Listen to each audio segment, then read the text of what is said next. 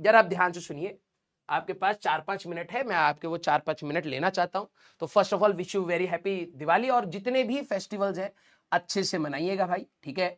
ये बार बार नहीं आते, साल में एक बार आते हैं, तो डेफिनेटली आप इस फेस्टिवल को अच्छे से एंजॉय करिए।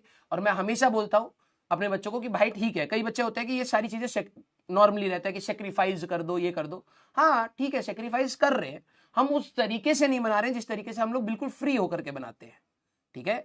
But that does not mean कि तुम हम बनाओ ही मत। इसके बाद का जो माहौल आएगा वो थोड़ा सा डिप्रेसिंग होता है बच्चों के लिए। तो एटलीस्ट ये दिवाली आपको एक खुशी भी दे, थोड़ा सा आपका माइंड फ्रेश भी करे। जितने भी फेस्टिवल है आप प्लीज बनाइए, मैं तो ये कहूंगा कोशिश करना कि फेस्टिवल एंजॉय करो। कुछ बच्चे अपना एक मेंटल ब्लॉकेट बना लेते हैं, नहीं भाई ये एग्जाम फेस्टिवल तो अगले साल भी आएगा। हाँ आएगा, तो इस साल हम लोग बहुत पढ़ लेते हैं। तो भाई ब्रेक्स भी नाम की चीज होती है अपनी तैयारी में। अगर आप लोगों ने पहले अच्छे से तैयारी करी हुई है, मैं उन बच्चों को बात कह रहा हूं, जिन्होंने कबाड़ा किया वो तो अलग बात है। जिन्होंने अच्छे से तैयारी करी है, you can take this festival as a break for yourself, ठीक है। Enjoy the festival, clear. Limited time आप इंजॉय कर सकते हैं। आपने नॉर्मली अगर आप जब छुट्टियां रहती तो आप 5-6 घंटा पूरे दिन भर दिवाली बना रहे हैं, ठीक है, इस बार 3-4 घंटा बना लेना। शाम को आप अपना पहले से ही प्लान रखना कि यार शाम को सब लोग बैठेंगे, मैं भी बैठूंगा, आराम से मूवी वूवी देखेंगे, खाना वाना खाएंगे। तो वो अपना मेंटल क्लियर रखना कि पूजा के टाइम से पहले एंड ऑल। जिस जो जो फेस्टिवल बनाते हैं वो उनके लिए ही मैं बोल रहा हूँ। जो नहीं बना रहे हैं कोई दिक्कत नहीं, आप पढ़ना चाहते हैं पढ़िए, रिलैक्स करना चाहते हैं रिलैक्स कर लीजिए। Early morning fix study plan for 6 hours, 6 to 7 hours definite fix कर लीजिए। नहीं तो जिन दिन में मैं बोल रहा हूं, जिस दिन आप सुबह नहीं पढ़ेंगे उस दिन आप नहीं पढ़ेंगे, ये मैं एक्सपीरियंस से बता रहा हूं। आप शाम को थोड़ा बहुत पढ़ने की कोशिश करेंगे, लेकिन जिस दिन आपने सुबह नहीं पढ़ा उस दिन आपने कुछ नहीं पढ़ा, आप रात को बहुत गिल्ट के साथ रहेंगे। तो नेक्स्ट जब आपका सैटरडे से आपके प्लान आए, भले आपको लेक्चर देखना है, बैकलॉग करना है, पीवाईक्यूज करना है, जो भी करना है वो आप सुबह डेफिनेटली खत्म करिए। अगर आप 6 से 7 घंटा सुबह कर लेते हैं तो बिलीव मी, दोपहर में अगर कोई आ भी जाता है, आपके रिलेटिव्स आ जाते हैं, आपके दोस्त आ जाते हैं, आपको मार्केट भेजा जाता है, या कोई गपशप हो रही है, आप उसमें इंगेज हो गए, आपके अंदर एक ना खुशी रहेगी कि यार मैं सुबह पढ़ चुका हूं। नहीं तो आप वो फेस्टिवल इंजॉय भी कर रहे होंगे और नहीं भी कर रहे होंगे, तो वो कोई सेंस नहीं बनाता है। तो मैं कहता हूं सुबह उठ करके आप अर्ली मॉर्निंग, मैं तो कहता हूं कोई 4 बजे उठ पाए 4 बजे उठ जाओ, एक रेस्पॉन्सिबिलिटी के साथ उठो सुबह, और कोशिश करो कि अपना काम सुबह मेजॉरिटी खत्म कर लो एटलीस्ट। फिर आप कोई भी आपको काम दिया जाएगा ना, बिलीव में आप खुशी खुशी कर भी लोगे उसको, आप फेस्टिवल भी इंजॉय कर लोगे विदाउट एनी गिल्ट। ना फेस्टिवल बच्चे बना करके आप आते हैं, ना होमवर्क करके आप आते हैं, गिल्ट के साथ वापस आते हैं। तो एटलीस्ट दोनों चीजों को मैनेज करना। इवनिंग में आप लोग रिवीजन कर सकते हैं, मेरा ये मानना है कि क्योंकि शाम में आपके फ्रेंड्स होंगे, फैमिलीज होंगी, फंक्शंस होंगे, है ना। तो आप शाम को अगर आपके पास टाइम है, जैसे आप लोग शाम के 2-3 घंटा अगर पढ़ने के लिए निकाल रहे हैं, तो उसमें कोई हैवी चीज मत करना जिसमें फुल कंसंट्रेशन चाहिए। आप इनऑर्गेनिक रिवाइज कर सकते हैं, आप ऑर्गेनिक रिवाइज कर सकते हैं, पीवाईक्यूज ऑफ दीज सब्जेक्ट्स आप सॉल्व कर सकते हैं, ठीक है। कैटलिस्ट से आप अपनी फिजिक्स की थ्योरी निपटा सकते हैं, क्योंकि बोर्ड्स आने वाले, तो इसी में बहाने आप अपनी कैटलिस्ट को पकड़ रखा है, आपने रिवाइज कर, अपने डेरिवेशंस रिवाइज कर लिए, अपने डायग्राम्स देख लिए, अपनी कैलकुलेशंस देख ली, वो आप लोड फ्री वाला काम आप शाम को करिए। तो उसमें क्या क्या चीजें आपकी इनऑर्गेनिक हो सकती है, ऑर्गेनिक के आप अपनी रिएक्शंस, रिएजेंट्स, मैकेनिज्म्स, ये सारी चीजें रिवाइज कर सकते हैं। आप कैटलिस्ट से फिजिक्स की थ्योरी वाले पार्ट को रिवाइज कर सकते हैं। कलम तो चलानी पड़ेगी, वो सुबह चलाना। Minimum of 8 hours study time आपको अटेन करना ही करना है। 6 घंटा सुबह कर लो, शाम को 2-2.5 घंटा कर लो, लेकिन पहले ही बल्कि प्लान मत बना लेना कि पहले दिन फॉलो नहीं हुआ, दूसरे दिन फॉलो नहीं हुआ, फिर पूरा कबाड़ा करके बैठे हो और डिप्रेशन में आ रखे हो, गिल्ट में आ रखे हो और कुछ नहीं कर रहे हो। छोटा प्लान बनाओ, जो भी आप सोच करके बैठो उसको आधा कर दो आज, कि भाई मैंने तो सोचा था ये, सर ने बोला इसका आधा करना है, तो उसको खड़ाक से आधा कर दो। और मेंटेन करना है कि भाई 10 दिन में मेरे को ये सोचा था, सर ने कहा आधा करो, और स्पीड मेंटेन करना। अगर समय बचता है, आखिरी के 1-2 दिन बच जाते हैं, तो डेफिनेटली उसको और एक्सीड करिए। लेकिन पहले बल्कि प्लान मत बनाइए, छोटे छोटे प्लान्स बनाइए, मल्टीपल प्लान्स बना लीजिए कि ये करना है, ये करना है, ये करना है, बल्कि प्लान्स नहीं तो कुछ नहीं कर पाओगे, बिलीव मी। बोर्ड्स के लिए आप जो बच्चे तैयार करना चाहते हैं, मैं आपको बोलूंगा शाम का टाइम ये मस्ट कर लीजिए। आप फैमिली टीवी देख रही है, लोग बैठे हैं, आप बैठ करके अपना रिवाइज कर रहे हो। हाँ मैं कह रहा हूं this is not a good way of life, but ठीक है, हमारे लिए टाइम भी इंपॉर्टेंट है और ये फंक्शन भी हमारे लिए इक्वली इंपॉर्टेंट। मैं तो हमेशा अपने बच्चों को कहता हूं अपने फेस्टिवल्स को मिस मत करिए। आप कोई भी फेस्टिवल बनाते हैं, हाँ आप टाइम मैनेज करके उस फेस्टिवल को जरूर इंजॉय करिए।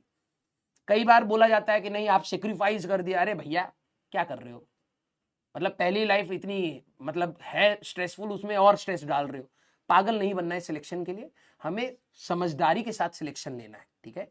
ये चीजें जो हमारे सोसाइटी में है, बिलीव मी, मैंने आपको पहले भी बोला है, आई एम तो सो ग्रेटफुल कि हमारे फेस्टिवल्स है। दूसरी कंट्रीज में फेस्टिवल्स नहीं होते, आप कनेक्ट नहीं कर पाते, आपको ये एनर्जी देता है पॉजिटिव, मेरे को तो देता है, पता नहीं दूसरों का नहीं पता, ठीक है। तो फेस्टिवल्स में आप डेफिनेटली लोगों से मिलिए, आपको अच्छा लगेगा, आप हंसेंगे, थोड़ा सा स्ट्रेस रिलीव होगा। नहीं तो वापस जब आप आएंगे ना तो आप बहुत नेगेटिव एनर्जी के साथ आएंगे, ठीक है। तो अब ये करना है कि फेस्टिवल एंजॉय करना है, विद रिस्पॉन्सिबिलिटी एंजॉय करना है। 12वीं क्लास के बच्चे, ड्रॉपर्स के बच्चे, फेस्टिवल सिर्फ अगर एंजॉय करोगे तो खत्म हो जाओगे, सिर्फ पढ़ते रह जाओगे तो भी खत्म हो जाओगे, बिलीव मी, बहुत जल्दी एनर्जी डाउन होगी। मैंने आपको कहा है कि ज्यादा दिन तक आप स्ट्रेस नहीं ले पाओगे, तो ये चीजें आपकी एनर्जी वापस देती है। आप जब अपने फैमिली वालों से हंसोगे, मिलोगे, तो this will give you positive energy and utilize this energy for your studies. जब आप एक बार हंसी मजाक हो गया, फेस्टिवल हो गया, तो अब आप ये सोचना, यार सर ने ये भी बोला था ना, यार पढ़ लेना चाहिए, नहीं तो गिल्ट होगा बाद में, छुट्टी के बाद मुझे गिल्ट के साथ नहीं जाना है। तो फिर रेस्पॉन्सिबिलिटी सबको छोड़ करके, यार 2 घंटा मैं ना अभी अपना ब्रेक ले रहा हूँ, पढ़ाई कर रहा हूँ, फिर मैं आता हूँ। 2 घंटे में इजी चीज, शाम को आपको इजी चीज करनी है।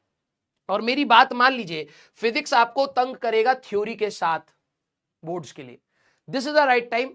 अगर आप शाम के टाइम को अपने बोर्ड्स को निपटा लेते हैं तो दिसंबर आने वाला, 1 महीने बाद दिसंबर है, 11वीं का रिवीजन स्टार्ट होगा, तो कैटलिस्ट से आप एटलीस्ट अपनी थ्योरी रिवाइज करके कंप्लीट कर चुके होंगे। उस समय आप प्री बोर्ड से पहले बस अपने पीवाईक्यूज लगाते चलना, अभी थ्योरी रिवाइज कर लेना, रीड कर लेना, बिलीव मी मैं बता रहा हूं भाई, बहुत बेनिफिट होगा, ठीक है।